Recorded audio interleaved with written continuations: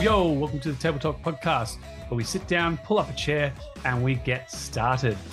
This podcast is designed to provide you packed full of information to help you with your training, nutrition, lifestyle, and well-being, where we interview myself through case studies to give you lifetime experience. And then we also interview high-performing individuals or other career-focused people who are looking to make changes in their lifestyle, training, nutrition, and well-being.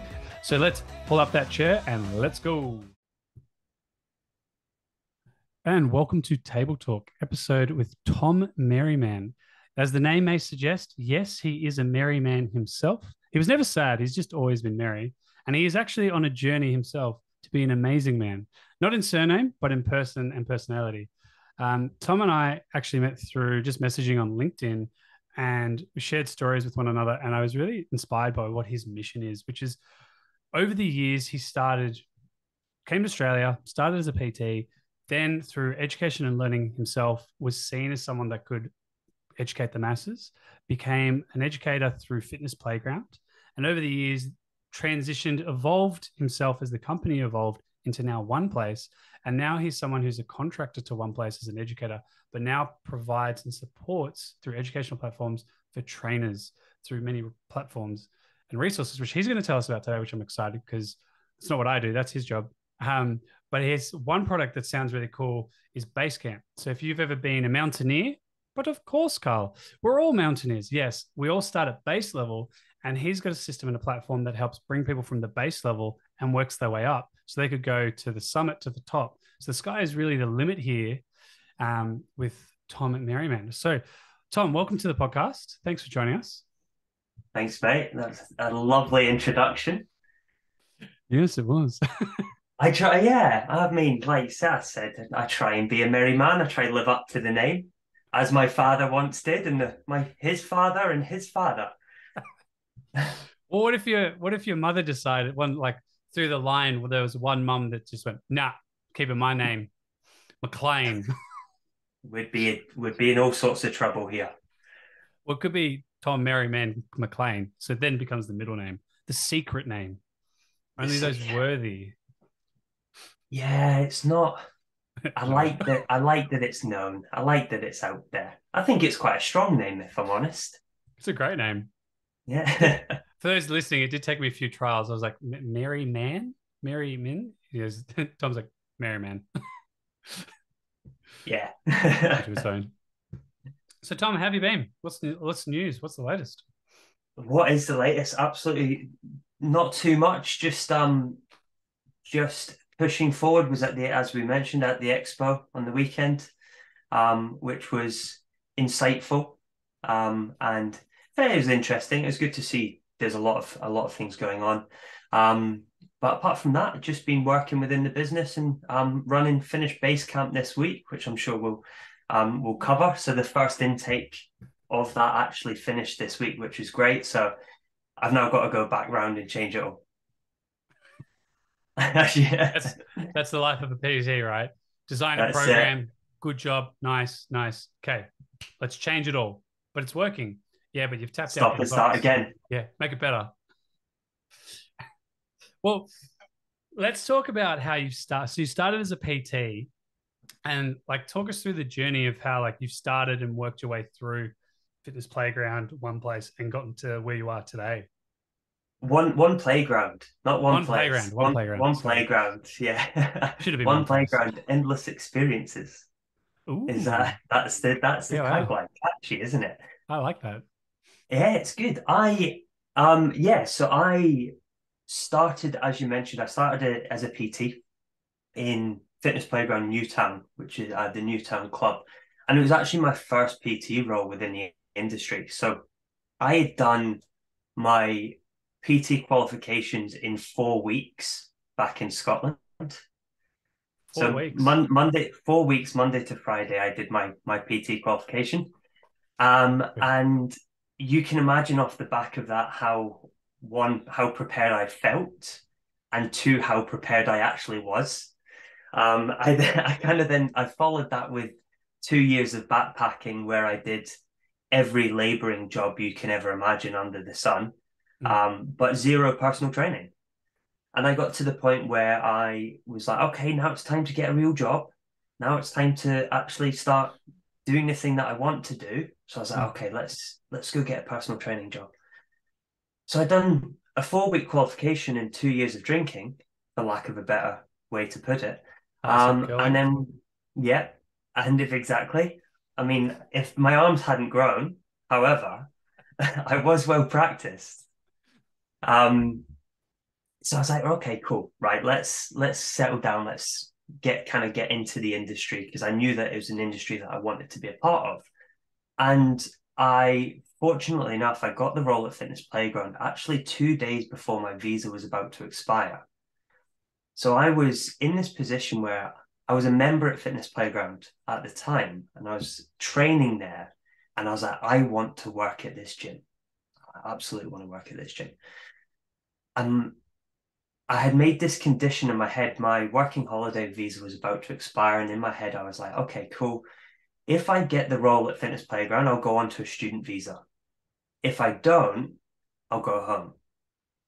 And Yeah. fortunately enough, 2 days before the visa expired, I got the job at Fitness Playground and I went on to a student visa. Did And you do that all in 2 days though? Like, got the job and you're like, crap, I have now 2 days to get this. yeah, because as soon like I had a visa agent, as soon as you apply for it, you go into your bridging visa as well. So I was like, I Okay. just need to get the application in. It doesn't need to be accepted or anything like that. So it was kind of like this Does it last need to be accepted? I'm working here anyway. I'm never yeah, leaving. yeah, I'm doing it. Um, so that became my first PT job. And I kind of remember doing it. And I remember the first session I ever ran, and it was an absolute shambles. And I was there Oh, hang thinking, on. Did you show up? I showed up. Yep. Did they show Yep. up? They showed up. Mate, great start. Could have been worse. Yeah. I mean, great start maybe for me, but maybe not for them. Because I just remember it wasn't a great experience for them. It was all over the shop. I can't remember much of what I did in the session, but I remember a lot Okay. of how I felt. And I was like, what am I doing here? Like, Yeah. I don't belong here. And I was completely overwhelmed. I was completely underprepared. And you just that whole imposter syndrome more than I could ever imagined off the back of 2 years of backpacking.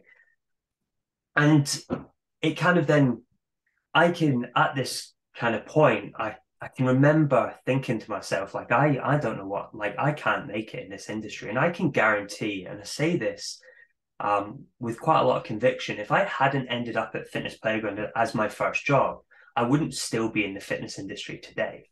Yeah, wow. Um, and because if I had ended up at, let's say, a rent-based model that has more autonomy but less support, I wouldn't have had the skill sets to actually build a business. So I was really lucky that I ended up at a gym, I ended up at a company that had a level of education and support that allowed me to succeed and kind of allowed me to get where I am today. So I went through this journey where I started as a PT. I was studying a diploma of fitness because I was on my student visa so that I Yeah. could stay. And my way to consolidate my learning was just to teach. So I'd come into the gym and I'd just try to like teach my peers everything that I knew as a way to try and consolidate it and learn it. Because as they say, the best way to learn is to teach. And then that actually led to um, my manager at the time, who was running Cert 4 for AIPT. So he was the facilitator. We were the campus, but it was through AIPT, but done at Fitness Playground. He was going away on holiday, and he was like, "Do you want to run this?" I was like, "I've been in the industry for about 18 months." I was like, "Yeah, sure, why not?" So I just kind of blindly said yes, and I ran that session, and then from there, I ran the session, and then he came back from holiday and was like, "Would you like to continue running this?" And I was like, "Yeah, cool, why not?"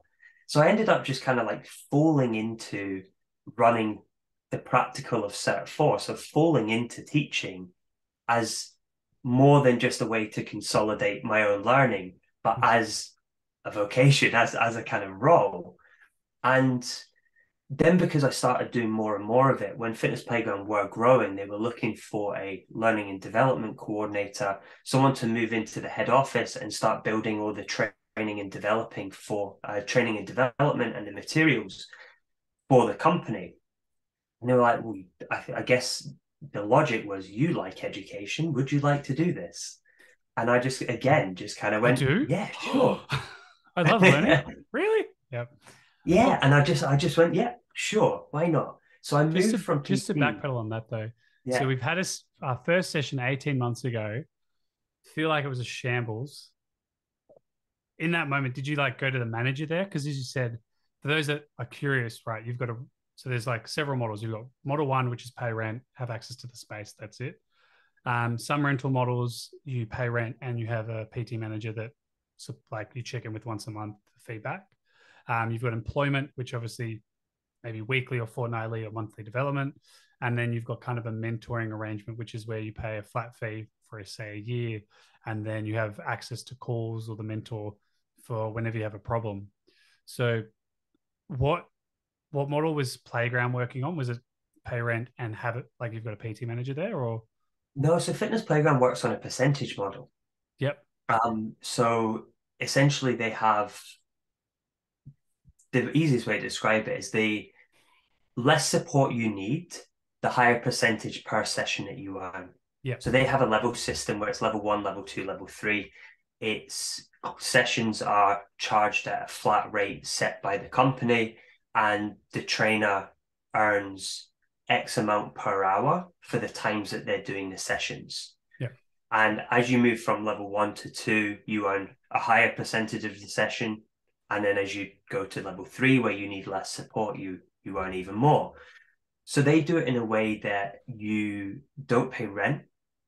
All of your leads and your marketing, all of your leads and clients are more or less generated for you. So you have a lot of support from that aspect of it. And you have essentially a full-time PT manager that is there to guide you through the whole journey. Yep. So, So you've done your yeah, session, you've gone to your PT manager. He goes, how was it? You're like, and so he's gone, right, come with me. Like, what is that? How does it, how did that process go? Because obviously you don't go from your first session to then 18 months teaching Cert 4. It's obviously a process that you've gone through. yeah. I think the process was, I obviously was learning because I moved into studying. So I was building some knowledge as I was studying. Diploma. I Yep. was doing more sessions, right? So obviously just that kind of like time on the tools, if you like, allowed me to make mistakes, but make mistakes in a safe environment. This is one thing I kind of like, that model worked really well, because if you're in a rent-based model, mistakes can cost you your whole business. Mm-hmm. Whereas in that model where you were provided with a lot of leads and you were provided a lot of support, mistakes, you had a bit more freedom to make mistakes, which means that you were able to learn from them without that kind of threat of, this is it, this is make or break kind of looming over your head. And I think that helped for me a lot, because as I said, I might have had the raw materials, but I didn't have the refined skills to actually allow me to be what you could consider a good coach. So it came down to just a lot of education, doing sessions, and I was lucky enough that I was given a lot of like leads and a lot of support in turning leads into clients and building my client base. And if I lost clients, the gym had enough leads coming through that I was able to rebuild it. So it allowed me to continually do a higher volume of session and learn from the mistakes over a longer period of time. Mm. And then just asking so many questions. Like the most underrated thing I think anyone can do is ask questions. And I was just, why are we doing this? Why do this? What's this? What's this? Yeah. And just like ask questions. And then question the why. Like, why do you do this? Because of X, Y, Z. Yeah. Why those three things? I just told you. Yeah. What so over these 18 months, you've got a supportive environment, supportive community. It's not really cutthroat in the sense of you make a mistake, you're done. It's more you make a mistake, feedback from your own practical knowledge and from your team, and then being able to test and measure again. What were your top three questions through those 3 months, 18 months, sorry, 18 months that really helped you go, yeah, I'm really going to ask this one a lot? I think you nailed it when you why. Yeah. My top one, yeah, top three question. Why? Just keep going First layer question, deep. why? Yeah. Like, I do you know what the top three question or the first question was probably, can I have some help? Yeah. I guess I see it a lot all the time. It's like people feel that they have to suffer in silence, and it just becomes overwhelming, and they're barely keeping their head above the water. But whether it's insecurity, or whether it's pride, or whatever it is, they don't step forward and ask for help. But people Mm, don't know you're struggling unless you talk about it, unless you bring it to the forefront. So I think one of the things was actually just asking for help and continually asking for help and not worrying about how it might have reflected on me as my own knowledge. Or some people, I feel, I don't ask for help because then it creates this vulnerability as they don't know what they're doing. But I like was two just different like ones. blindly, yeah. So I was just like, can I have some help? Can I have some help? Can I have some help? And then why? And I think between those two things, I That's think they two. serve me very well. I don't have another. That's all you're getting. And if you combine them together, the third one is, do you want a coffee? Yeah, yeah. Yeah. Okay. So I need help, and why? Those are your two biggest ones. Okay. I think Well, yeah, I would I say like so, that. yeah. Cool. And so over these 18 months, you've asked these questions, you've grown, you've evolved from that first session. Um, how did you show up on your first session? So, like, did you have a clipboard? Was it just you? Like, hey, like animated. Um, Yeah. I, I remember my first session. I had like a piece of paper. It was all written out, and then I watched the client, and I go, "Oh, none of these exercises are going to work." And I just like, tear it up, throw it in the bin. I go, right, come with me. Yeah. Like, and I yeah, how did you show up? yeah, I think plenty of nervous energy was definitely. Now, I think for the first 3 months that I PT'd in Newtown, I didn't leave. There was this one area in the gym, right? And you walk into Newtown Gym, Yeah, and there's the main gym floor, and then there was a little mezzanine. And my manager used to make fun of me because I just used to live in this one far corner of the mezzanine. yeah, And I just did like everything in that area because I just didn't have the confidence to take people onto the gym floor, like to actually bring people onto the main part of the gym floor. So I remember just I'd showed up with bags of nervous energy, and then I just remember treating the client in the same way that I would train myself, which probably isn't the best idea because I'd been like at that time I was training quite a lot. And so as I just remember getting them doing things like kettlebell swings and stuff before I'd got even looked at how their hinge was and things like that I was just imposing or training my clients the way that I would train myself and thinking that that was the right approach because it's yeah. worked for me. Um, It's a good approach. um It's yeah, I mean, better than nothing. but it's better than nothing. There, you can only draw from experience, right? You can only do what you can with what you have at any given moment. Yeah. And then, so we've got nervous energy. We're in the mezzanine, and then we've gone to we're doing it my way because obviously I know this way works. Like, look at me. And then fast forward, we're now 18 months just before you've been asked to educate trainers. How are you turning up now? Like, do we have the clipboard? Have we got the pen in the ear, or yeah, how, or are we still meeting? Do you still meet in the mezzanine and then explore the gym? Dispersed down. Um, Flipboard, no. Pen, no. However, what that represents, I was probably that PT. Although I didn't have the physical clipboard and the pen behind the ears, what you associate that as is probably how I was as a PT. I remember there was a lot of I went through a phase, and it may be a bit before this, it may be at this time, where I just did things that I thought people would look at and go, "Oh, he knows what he's talking about." So I do like research stretches and research all these different drills and like how you could um, trigger points in your calf using a kettlebell and all of these things. Love it. Trigger And points. yeah, yeah. I was like, this people must look at me and think, oh my God, he's a good PT. And there was a period of time where I was probably doing it more for appearances than I was for the actual clients that I was working with.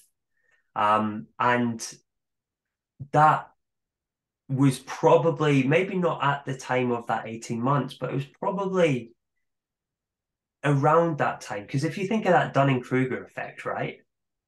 Do you know Dunning-Kruger effect? What is that? So it's basically I need to get it up. You basically when it's a diagram of on the x-axis you've got competence and on the y-axis you've got confidence. And the idea is that basically when you start and your competence is low, you go through this period where you think you know everything. And they call it, Yeah. so they call it the peak of Mount Stupid. And then Oh, that's you get, embarrassing. Because I yeah, was probably there for a while. yeah. And then you get to a point where, okay, you learn a little bit more, and then you go into what they call the valley of despair, where you're like, oh my God, I know nothing. So you go from like not knowing anything to thinking that you know everything to then thinking, oh my God, I know absolutely nothing. And then as you begin to learn more, you then go through over this slope of enlightenment where you go, okay, I know a good bit, but there's so much that I need to know. And then you get to this plateau of sustainability where it's like, okay, cool, there's loads out there. I'm good at what I do. I've got to keep learning, but I'm happy with where I am. Yeah. And you just kind of go through this journey. So I think I was at that peak of Mount Stupid where I thought I knew a lot more than I did. So, because okay, we're in a mezzanine. We're no, no, come. No, no, no, don't look at the machines. Don't look at the machines. To then going, all right, we're going to do this my way because it works. I've got experience. To then, I'm going to look like a good PT, and you're researching and doing all the things. I love it. We're on peak stupid, Yeah, the peak of Mount Stupid. and now peak of Mount Stupid. Your PT manager goes, "You like to learn?" You're like, "Yes, I do." Get down from that mountain. Okay, teach these students. Oh shit. I think that's a fairly accurate representation of what happened. Um, I mean, at the end of the day, the fact that he let me teach, that's a whole different can that we probably shouldn't open. Love But this. the fact is, he did, that's exactly what happened. Yeah, And all of a sudden, I'm now educating people who are aspiring personal trainers to become personal trainers yeah. in my very limited knowledge of being a personal trainer. And you have a product called Base Camp, which is about mountains. I know, yeah. Maybe there's something subliminal in there that I I hadn't love this. realized up until now. But it's great because I just did a book, like a podcast recording on how I was like full ego, and you're like, yeah, you're on Mount Stupid, Carl. The difference is that I wasn't like, I need help. I'm like, I'm going to bulldoze through this. It's going to work out. You're like, I'm on Mount Stupid. Help, please. Yeah. Can someone get me down? Yeah. I know I'm here, but I'm not stupid. Carl over there, let's just let him be.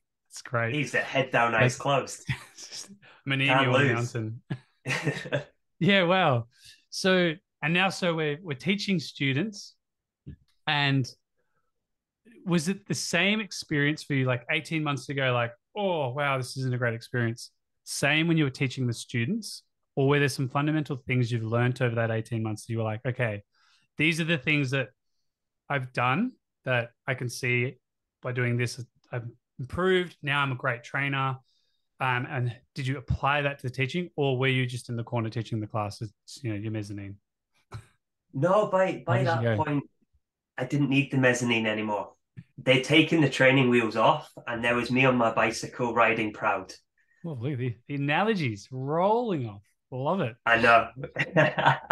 So at that point, I had the education system that Fitness Playground Hmm. had allowed me to become a good trainer.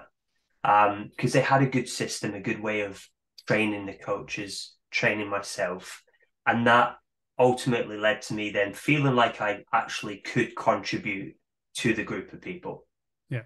to the guys that were aspiring to be PTs. And the way that they ran the way the model Fitness Playground used and the education system that they had, I was basically able to distill that through the Cert 4 practical components that we were teaching. So I kind of went into it and I was like, okay, well, this is what you are told that you need to learn, and kind of this is what we recognize that you need to learn. Which would you rather? And I'll teach you whichever one you would prefer. And then we kind of just spent it was an 8-week practical course done in the gym.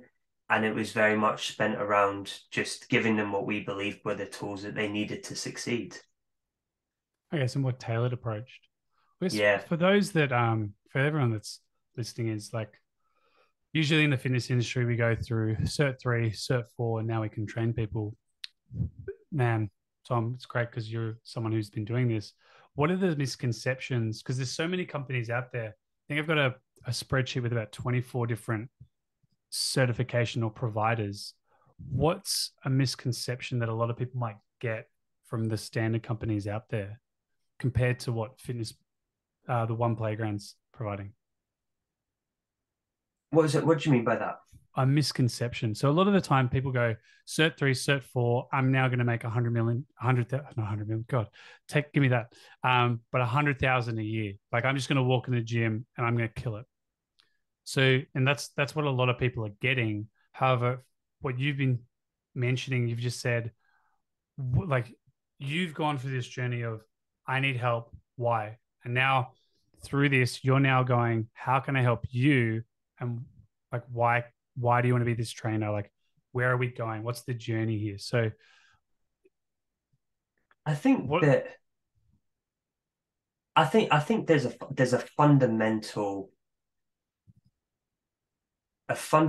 issue with education at an industry level for personal trainers. Mhm. I I think that the courses and industry education at this moment in time is doing personal trainers a disservice because it's not preparing them for the reality of being a PT. Like, whether you're not, it's leaving them underprepared, it's leaving them overwhelmed in the same way that I was. I think for me, the industry trades on the currency of trust, right? So your clients trust that you have the knowledge and skill sets required to know what's best for them. They trust that the information that you're providing is accurate. They trust that you have their best interest at heart, and they trust that they're making a worthwhile investment. And because of that trust, they listen to you and they follow you regardless of whether it's the right thing to do.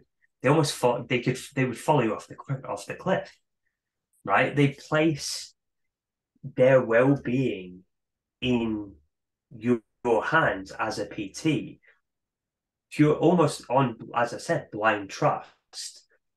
And that's because the standard of the industry isn't good enough. It isn't preparing people for what it's really like to step into the industry. Like so many people get qualified, they have the passion, they have the desire, they have the hope and belief that they can actually significantly impact people's lives. They have the raw materials that are required to be a great PT, but then they're not given the education and the support that allows them to succeed. They complete a qualification that leaves them feeling underprepared. They get their first PT job and they're like, oh my God, this is where the learning's all going to happen. And then they're left being unsupported with no growth, with no guidance, with no support. So then they're left trying to fill the gaps in their knowledge on their own without necessarily knowing what those gaps are. And they then double down on the things that they think are most important or the things that they think they have to learn, which is like, I need to learn more about exercise selection. I need to learn about more about programming, instead of ignoring the things that they probably need to learn more, which is maybe sales and communication and things like that, and how to coach people instead of to coach exercises. And they then kind of go through this journey where they jump from course to course and they download every free ebook that they can get their hands on and watch every video and just constantly chase information, hoping that it will give them that magic bullet. They don't find it. They get loads of information. They don't know how to use it. They don't get supported. And at the end of the day, it gets too much and they leave. Mm.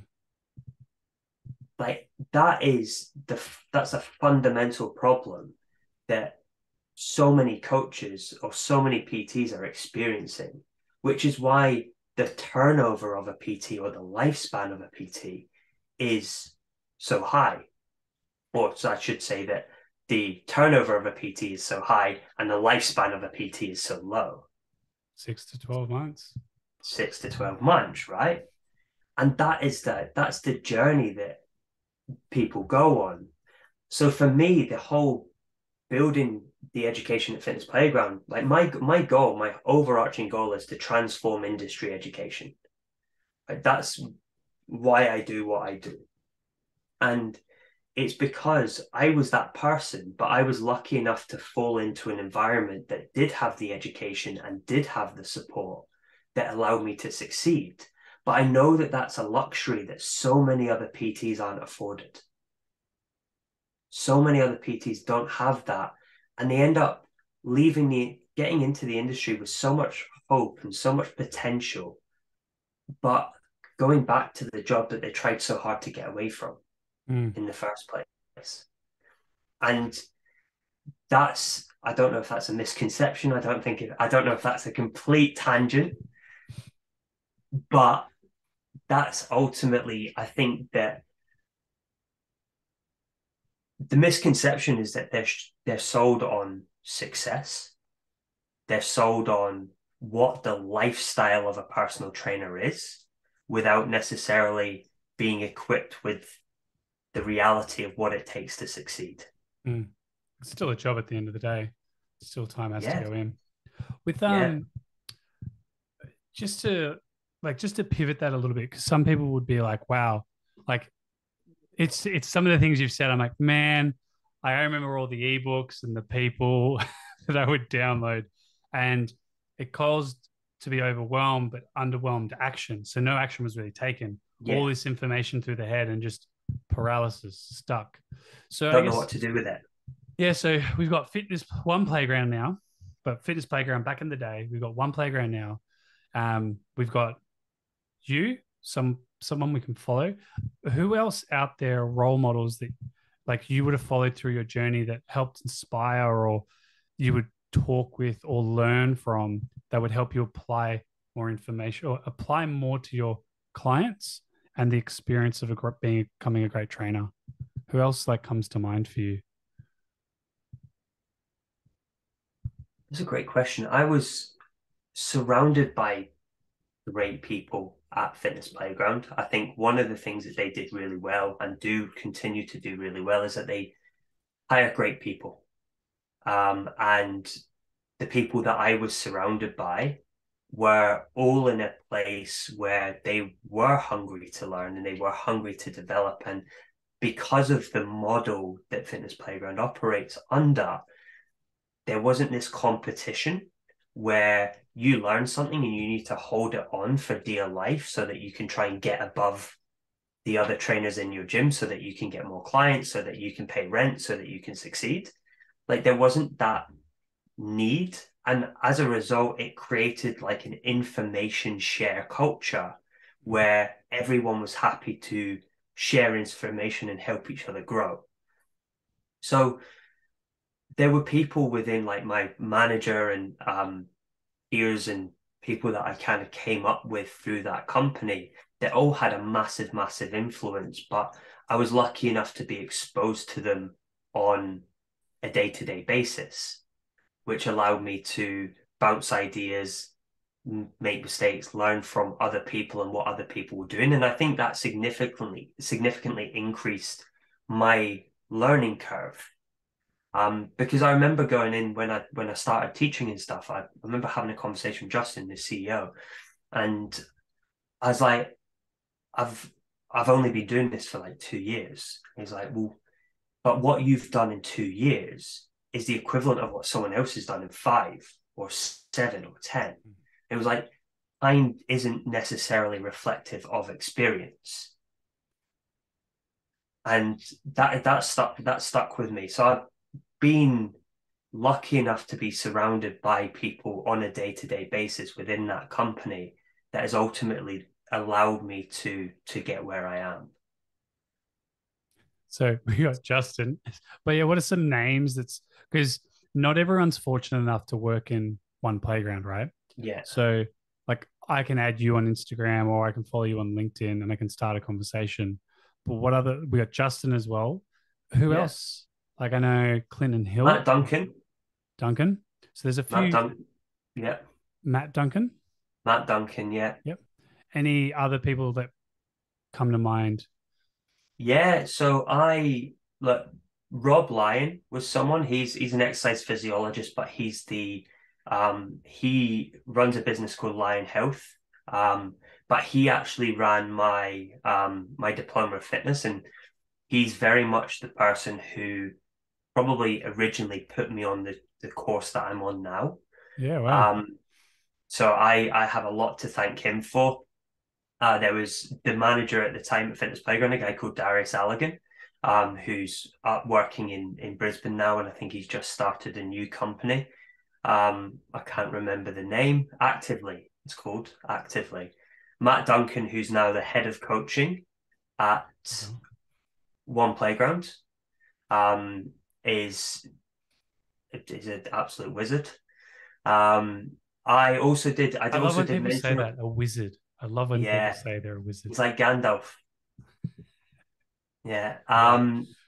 But also people. So I did early in my career. I did the Athletes Authority mentorship with Carl Goodman as well. If you know Carl, he's also very, very good at what he does and would be someone worth following. So they're kind of the people that come to mind, but that have had a direct influence over the journey that I've been on. Yeah. Cool. Well, that concludes our first episode of the journey with Tom Merriman. We're now going to dive into more about the services and what he offers and sort of the gaps that are in the industry. And then we're going to look into the life of Tom. So tune into the next podcast and we'll see you soon. Hey, thanks so much for joining the episode of Table Talk today. We hope you found some helpful tips and inspiration in staying healthy and fit, even with a busy schedule. Be sure to subscribe to our podcast. Stay tuned for our next conversation. Until then, keep prioritizing yourself, your health, your fitness, and we'll see you on the next Table Talk.